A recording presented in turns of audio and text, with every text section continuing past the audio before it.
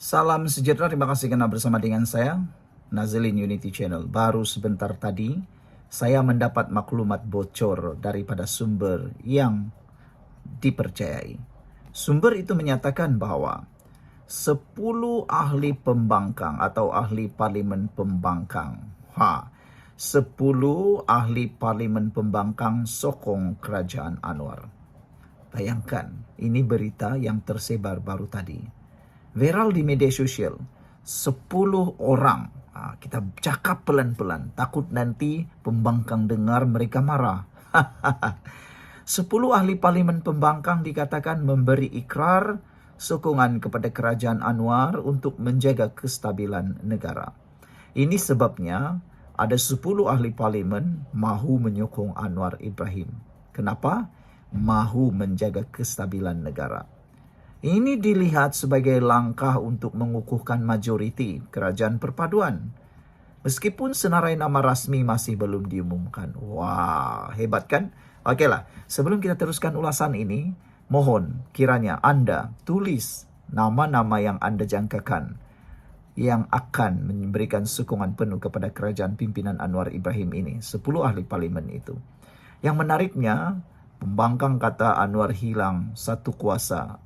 Tapi rupa-rupanya satu hilang masuk 10. Wah, itu kehebatannya. Oke, sebelum saya teruskan ulasan ini, 10 ahli parlimen pembangkang yang menyokong Anwar Ibrahim ini, saya mau kongsikan dengan Anda semua. Ini terapi imun untuk meningkatkan daya imun badan kita. Namanya Transfecta for Life. Ini bukan obat. Saya tegaskan 15 juta kali, ini bukan obat. Tapi dia jauh lebih baik. Terapi imun Transfecta for Life. Terapi imun ini meningkatkan daya imun badan kita sehingga 400% dan mendidik imun badan kita menjadi bijaksana. Dengan terapi imun badan kita ini, kita boleh meningkatkan daya imun badan kita. Dan harus diingat, secara umumnya atau ringkasnya, kita kena penyakit dan kita sukar untuk sembuh. Karena imun badan kita menjadi lemah dan bodoh. Apabila imun badan kita menjadi lemah dan bodoh, kita kena penyakit dan sukar sembuh daripada penyakit. Itu sebabnya Transfecta ini sangat luar biasa. Pelbagai jenis penyakit boleh ditangani dengan peningkatan daya imun badan ini. Saudara, ada banyak testimoni yang sudah kita terima. Daripada kanser sampailah sakit kepala. Daripada penyakit yang paling orang kata 50-50, sampailah penyakit yang kecil-kecil saja. Semuanya dapat ditangani dengan Transfecta for Life, peningkatan daya imun badan kita. Ingat, Transfecta bukan obat, tapi meningkatkan daya imun badan. Terapi imun meningkatkan daya imun badan kita. Produk ini sah di sisi Undang-Undang Malaysia, lulus KKM, ada sijil halal, dan paling best sekali, ini diperakui oleh doktor-doktor di seluruh dunia. Saudara-saudara sekalian, kita teruskan apa impaknya kepada Anwar Ibrahim dengan ada 10 orang ahli parlimen pembangkang dikabarkan akan menyokong Anwar Ibrahim, berikrar menyokong Anwar Ibrahim. Ini impaknya. Ini inisiatif strategik. Anwar semakin mantap dari segi majoriti. Ini memberi beliau ruang untuk meneruskan dasar Malaysia Madani dan rombakan kabinet tanpa terlalu bergantung kepada Pakatan Harapan Barisan Nasional sahaja. Selain itu, ini juga akan meningkatkan kredibiliti politik dengan sokongan tambahan beliau lebih yakin untuk menghadapi isu dalaman dan luaran seperti anti rasuah dan kestabilan ekonomi. Saudara, ini juga ialah taktik diplomasi, yaitu senang alih. Anwar menggunakan strategi ini untuk menunjukkan kepimpinan inklusif, malah menarik perhatian ahli parlimen pembangkang yang kecewa dengan parti masing-masing. Sebenarnya, boleh dikatakan dalam pembangkang itu dalam diam ada sebenarnya yang kecewa dengan parti mereka sendiri. Kalaulah tiada akta anti lompat parti, percayalah, kalau ada seorang yang keluar daripada kerajaan perpaduan Madani, 10 yang masuk daripada pembangkang ke kerajaan Madani. Tapi syukurlah, kita sudah ada akta anti lompat parti. Kesan perkara ini juga terhadap Perikatan Nasional ialah ini menjadi gugatan dalaman. Perikatan Nasional mungkin semakin terasing kerana wujud kecenderungan beberapa ahli untuk melangkah keluar atau menyokong secara senyap. Tekanan ke atas kepimpinan Perikatan Nasional. Bila ahli mula beri sokongan kepada kerajaan, pemufakatan Perikatan Nasional jadi terdedah selepas pilihan raya. Wujud risiko kehilangan kuasa dan pengaruh. Langkah pencegahan PN kini perlu memperkuat solidariti dalaman, menawarkan insentif tambahan atau memperluas naratif bahawa mereka adalah kredibel sebagai pembangkang utama.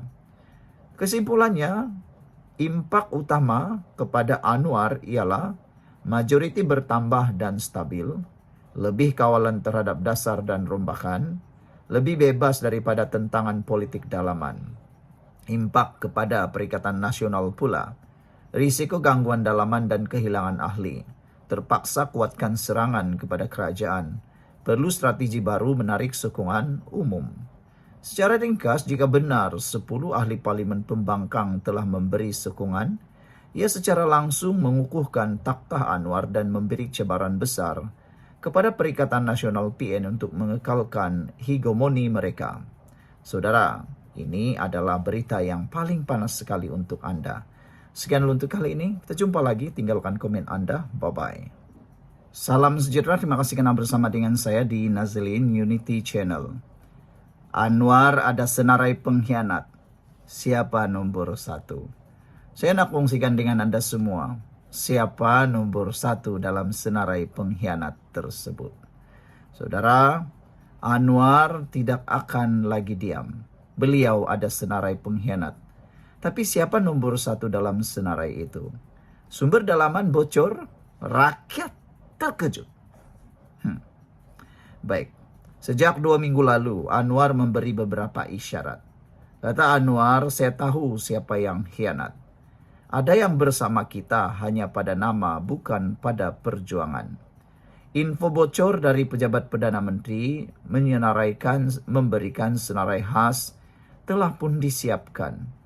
Kabar berita bocor ini ataupun kabar angin ini mengatakan telah ada senarai khas yang telah disiapkan dan info ini bocor.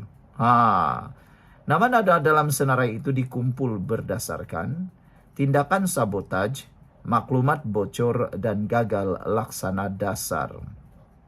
Siapa nombor 1? Berdasarkan analisis dalaman, individu ini yang berada di ranking 1 paling atas sebagai ciri-ciri pengkhianat ialah mesti yang berpangkat menteri penuh, tapi kerja senyap prestasi rendah. Wah, menurut sumber ini, yang menjadi pengkhianat nomor 1 ialah ciri-cirinya berpangkat menteri penuh, tapi kerja senyap, tapi prestasi rendah, tak berguna, kata mereka. Sebelum itu, ini Transofector. Bagi anda yang mempunyai masalah kesihatan, dengarkan baik-baik. Ini bukan obat. Ini ialah Transofector for Life. Ini terapi imun. Terapi imun ini memberikan anda kekuatan imun badan, meningkatkan daya imun badan kita sehingga 400% dan membimbing imun badan kita menjadi bijaksana. Dengan peningkatan daya imun badan kita, kita akan sembuh daripada semua penyakit. Tetapi dengan imun badan kita yang lemah dan jadi bodoh, kita juga tak dapat sembuh daripada penyakit dan kita mudah kena penyakit. Cara untuk kita mengelakkan semua itu, tingkatkan daya imun tubuh badan kita. Didik imun badan kita menjadi kuat semula. Transofector for Life, terapi imun yang meningkatkan daya imun badan kita 400%. Sudah banyak orang yang menerima manfaatnya. Produk ini lulus KKM, produk ini halal, dan produk ini diperakui oleh semua doktor di seluruh dunia. Produk ini saintifik luar biasa, bukan produk biasa-biasa. Coba dulu, anda pasti akan mengatakan, kenapalah aku tak tahu dari dulu. Sekarang anda dah tahu, ambil telefon WhatsApp nombor yang tertera. Baiklah. Ciri-ciri yang kedua, pengkhianat paling atas dalam senarai ialah mereka ini kononnya jarang bersuara dalam sidang parlimen. Tapi Merekalah jago kuat melobi dalam diam. Mereka ini juga pernah rapat dengan elit korporat era lama. Inilah ciri-ciri pengkhianat paling atas. Pernah rapat dengan elit korporat era lama. Kini cuba kontrol dasar ekonomi dari dalam. Mereka ini juga ada kubu kecil dalam kementerian. Pegawai-pegawai kanan dilantik dari kalangan geng lama. Dia bukan sekadar gagal, tapi dia ganggu perjalanan kerajaan. Adakah Anwar Ibrahim sedia gugur individu ini? Saya yakin Anwar Ibrahim akan berani. Tapi kan, kenapa masih belum digugurkan? Sebab individu ini punya pengaruh politik dalam parti sekutu. Jika digugurkan secara tergesa-gesa, boleh mencetuskan ketegangan dalaman perpaduan. Tapi Anwar tahu kalau biarkan Madani akan hancur dari dalam. Sebab itu tindakan sedang dirancang, diam-diam tapi pasti. Bilakah tindakan akan diambil? Rombakan kabinet besar dijangka akan berlaku Julai ini.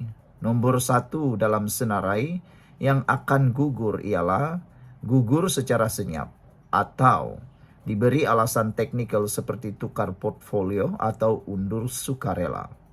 Tapi rakyat tahu itu hanya nama lain untuk dipecat dengan cara terhormat. Rakyat mahu nama didedahkan. Sejak semalam, channel ini menerima pelbagai rayuan supaya Anwar Ibrahim mendedahkan cepat-cepat para pengkhianat durjana celaka itu. Rakyat mahu nama didedahkan di media sosial. Rakyat mendesak, dedahkan nama pengkhianat. Biar rakyat tahu siapa sabotaj Madani. Tapi Anwar sangat strategik. Beliau mahu tindakan dulu, bukan sensasi. Bila menteri itu gugur nanti, itu tandanya dialah nomor 1 dalam senarai.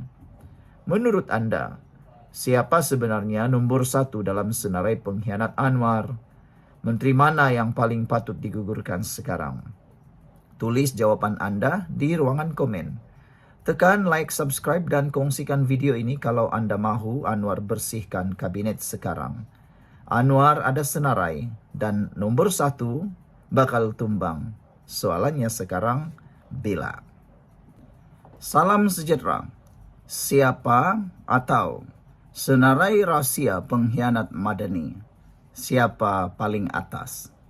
Ulasan kali ini pastinya akan mewarnai cerita kedai kopi Anda semua. Saudara-saudara sekalian, senarai ini ialah senarai rahsia pengkhianat Madani yang kini tersebar. Siapa yang ada dalam list dan siapa sebenarnya yang paling atas, paling bahaya? Rakyat wajib tahu. Ikuti terus ulasan kali ini karena ianya pasti menarik perhatian Anda dan Anda wajib tahu. Info mengatakan apa itu senarai pengkhianat. Saya akan beritahu kepada Anda, apa itu senarai pengkhianat. Info yang bocor dari sumber dalaman Putrajaya menyatakan ada dokumen sulit disusun oleh pasukan khas PMO. Wow, betul kan ya? Ini berita kabar angin yang kita terima. Tujuannya mengenal pasti individu yang sabotaj dasar Madani. Bocorkan maklumat, sampaikan kepada pihak pembangkang musuh kerajaan Madani ini secara diam-diam. Belum lagi diumumkan, sudah bocor di tangan para pengkhianat. Dan ada juga yang mahu bermain 2 kolam. Wah, ini paling durjana lah, paling celaka lah yang macam ni kan, main 2 kolam. Anwar sendiri dalam ucapannya berkata baru-baru ini, kita tahu siapa mereka. Tunggu masa, kata Anwar. Jadi ini bukan spekulasi kosong, ada list, ada nama, ada tindakan menanti. Sebelum kita teruskan senarai yang sangat panas ini, jangan lupa saya nak kongsikan kepada Anda semua. Ini Transovector for Life. Ini bukan obat. Ini ialah terapi imun yang meningkatkan daya imun badan kita, mendidik imun badan kita jadi bijaksana. Secara umumnya kita kena penyakit karena imun badan kita yang lemah. Secara umumnya kita tak sembuh daripada penyakit karena daya imun badan kita yang jadi bodoh. Untuk meningkatkan daya imun badan kita, kita kena lakukan sesuatu. Melalui Transovector for Life, Ia adalah molekul terapi imun yang memberikan pengetahuan, mendidik imun badan kita menjadi bijaksana dan menjadi kuat. Dengan peningkatan daya imun badan kita, semua jenis penyakit boleh ditangani. Ini produk lulus KKM, ada sijil halal, dan telah diperakui oleh semua dokter di seluruh dunia. Cepat dapatkannya melalui nombor telepon yang tertera. Ingat, jangan tunggu lama-lama sampai sudah melarat, barulah kita mencari ikhtiar terakhir. Ikhtiar awal adalah langkah untuk kita sembuh. Baiklah saudara-saudara sekalian, sekarang ada 3 kategori pengkhianat dalam kabinet. Yang pertama, mereka yang menghalang dasar. Penghalang dasar ini mereka yang lambat melaksanakan dasar Perdana Menteri. Contohnya gaji progresif dan padu. Asyik delay, minta kajian semula tapi tak ada output. Inilah pengkhianat pertama dalam kabinet, penghalang dasar. Kedua, mereka yang celaka, bermain 2 kolam. Ahli kabinet yang masih berhubung dengan pihak lawan. Ada juga ahli kabinet jumpa belakang dengan pemimpin pembangkang, menjual info sulit. Inilah yang paling durjana yang memang tak boleh kita hadam. Layaklah mereka ini cepat-cepat ditendang, dipecat daripada kabinet.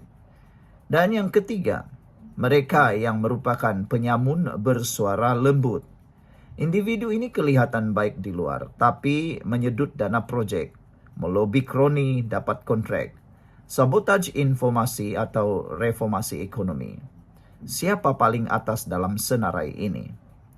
Berdasarkan analisis politik, individu paling atas adalah mereka yang berpangkat tinggi dalam kabinet. Jarang turun padang tapi kuasai banyak agensi. Dikenal pasti aktif kumpul sokongan dalaman sejak Mac tahun 2025. Sumber dalaman menyebut ada 1 nama besar dari parti gabungan yang pernah terpalit skandal masa lalu, tapi dilantik semula kerana tekanan dalaman parti. Anwar tahu tapi masih tunggu masa sesuai untuk hentam mereka. Soalan besar, mengapa mereka mengkhianat? Jawabannya mudah, kerana kuasa dan pengaruh. Ada yang mahu gulingkan kepimpinan Anwar dari dalam. Ada yang mahu rebut jawatan timbalan Perdana Menteri atau Menteri Kanan. Dan ada yang hanya mahu sabotaj demi agenda pihak korporat lama. Malaysia Madani bagi mereka halangan kepada kekayaan peribadi. Jadi, apakah yang Anwar akan buat?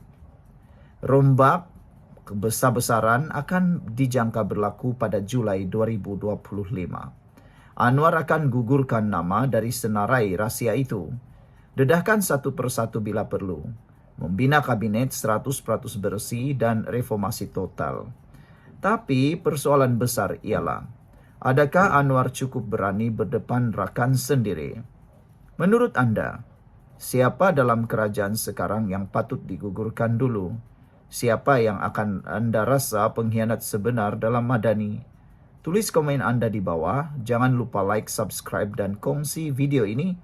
Jika anda setuju pengkhianat mesti disingkirkan segera. Malaysia Madani mesti bersih dan yang kotor mesti keluar sekarang. Sekian dulu untuk kali ini. Jangan lupa tinggalkan komen anda.